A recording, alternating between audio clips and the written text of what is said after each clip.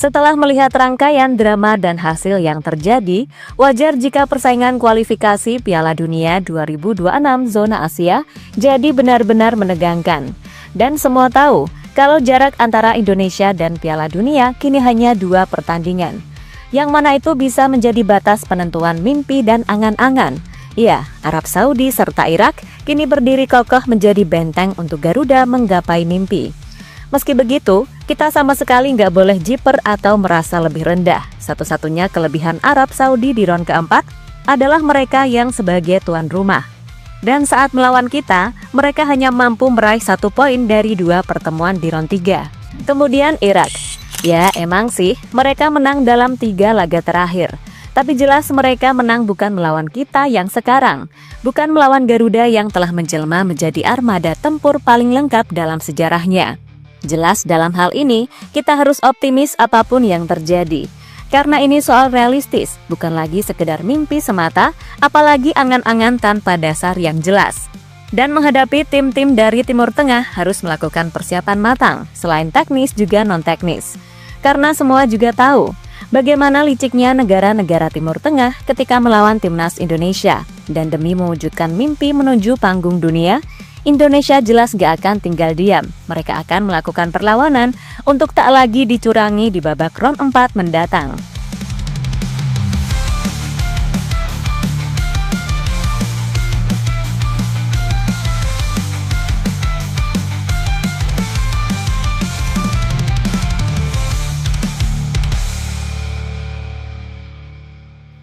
Semua tim di round 4 pastinya akan melakukan persiapan maksimal untuk meraih hasil terbaik. Dan di grup B, baik Indonesia, Arab maupun Irak, ketiganya juga udah menjalani rangkaian persiapan. Terutama uji coba di FIFA Matchday bulan September. Dari sisi hasil, di antara 3 tim tersebut, Irak menjadi tim yang meraih hasil sempurna. Dengan meraih 2 kemenangan kontra Hong Kong serta Thailand. Kemudian Arab Saudi. Uji coba mereka dinilai adalah yang paling berkelas karena tur Eropa dengan imbang melawan Ceko dan menang melawan Makedonia Utara. Sedangkan Indonesia, sial, karena Kuwait mengundurkan diri sehingga mau tak mau, Indonesia hanya tampil melawan tim yang secara level jauh di bawah, yaitu Taiwan, dan menang 6-0. Lalu pas bersua dengan Lebanon, tim Garuda hanya mampu main imbang 0-0. Nah, khusus untuk Indonesia, meskipun uji coba ini hasilnya ya belum maksimal banget, paling enggak dari cara bermain Kluivert udah memberikan gambaran jika nantinya tim ini punya beberapa opsi skema antara 3 back atau 4 back. Sementara itu, berbicara soal Arab Saudi, wah kayaknya mereka ini benar-benar ngebet melakukan apapun buat lolos. Gak cuma soal urusan non-teknis, tapi dari sisi teknis mereka juga sangat serius. Ya, baru-baru ini, Arab Saudi berhasil merekrut Miklas Hover, seorang pelatih yang khusus untuk melatih bola mati. Nah, Hover sendiri dalam beberapa tahun terakhir memang sering menjadi sorotan waktu dirinya masih menjadi bagian dari Arsenal. Gimana enggak? Selama bekerja di Arsenal, Hover sanggup membuat The Gunners menjadi tim yang sangat berbahaya ketika mendapatkan bola mati.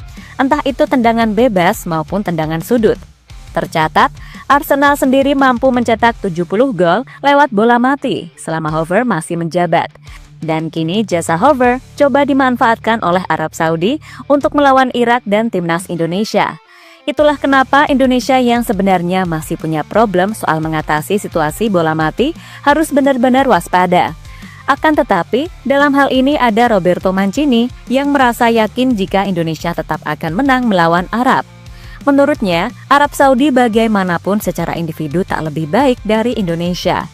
Hal itu lantaran sebagian besar pemain Saudi yang main di liga lokal merupakan pemain yang di klub cuma jadi cadangan. Selain itu, hal-hal yang berbau non-teknis juga memang kerap terjadi, sehingga itulah yang membuat Mancini merasa selama ini di sana ia benar-benar gak bisa leluasa.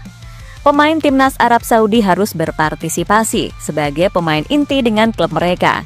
Saat itu saya memiliki 20 pemain yang duduk di bangku cadangan klub-klubnya. Saya tidak akan menyangkal bahwa tawaran dengan jumlah yang sangat besar, walau faktanya justru tidak mencapai apa yang diberitakan media-media.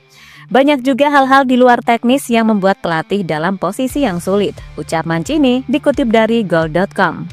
Sementara itu ada Jordania. yang juga mendukung Indonesia bisa mengalahkan Irak. Pelatih mereka, Jamal Selami, mengaku jika ia memiliki sebuah aplikasi khusus yang tujuannya untuk meredam para pemain Irak yang dinilai sangat berbahaya. Saya memiliki aplikasi teknis khusus yang saya ciptakan dengan bantuan 2 teknisi, yang saya gunakan untuk menganalisis performa sebelum pertandingan pertama kami melawan Irak di Basra. Saya juga menerima laporan tentang pemain paling berbahaya di tim nasional Irak, Aiman Hussein. Kami mempelajari cara untuk menghentikannya dengan memutus aliran energinya, terutama dari Ibrahim Bayash. Dan saya menunjukkan laporan ini kepada para pemain. Untungnya, para pemain kami berhasil membatasi bahaya Aiman Hussein dan mencegahnya mendapatkan bola yang biasanya ia terima, kata Jamal Selami pada media.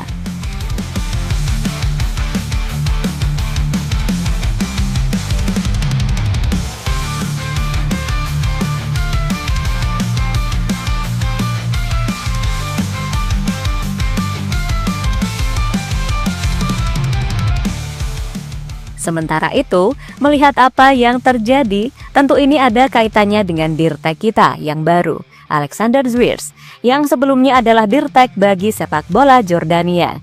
Dan Alexander juga menjadi salah satu tokoh penting di balik sejarah yang diciptakan Jordania.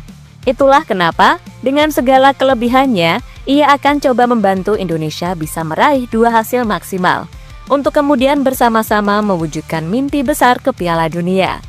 Dan dengan segala persiapan yang ada, maka insya Allah Oktober nanti langit Indonesia akan menangis, jutaan air mata akan tumpah ruah bersamaan.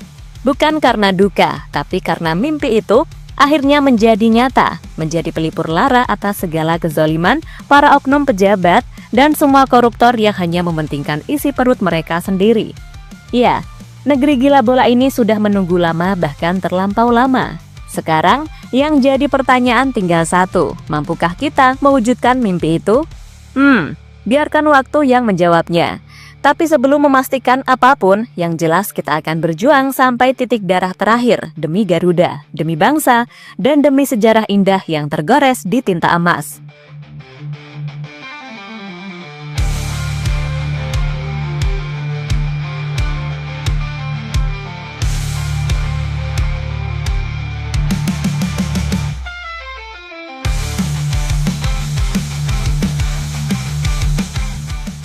Ya, terlepas dari apapun, dengan waktu persiapan yang ada saat ini, mudah-mudahan tim pelatih bisa mempersiapkan tim dengan optimal. Karena kembali lagi, musuh utama tim saat ini adalah soal diri sendiri.